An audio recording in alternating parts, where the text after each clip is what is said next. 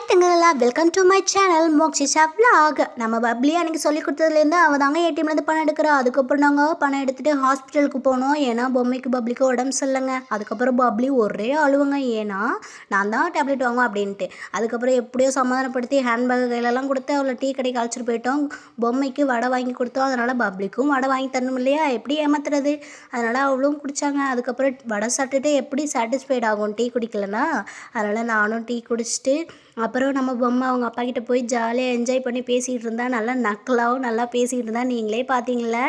அதுக்கப்புறம் ஜிபே பண்ணி விட்டோங்க டீ குடித்ததுக்கு. அப்புறம் வெளில வந்து பார்த்தா ஒரே மழைங்க, என்ன பண்ணுறதுனே தெரில.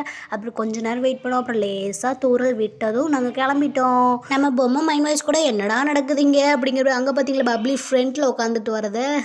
ஐயோ கடவுளே, யாருக்கு தான் ரைடு பிடிக்காது, எல்லாருக்கும் பிடிக்கும். நாங்கள் சேஃபாகவும் அழைச்சிட்டு போயிட்டோம் பப்ளியும் பொம்மையும். தேங்க்யூ.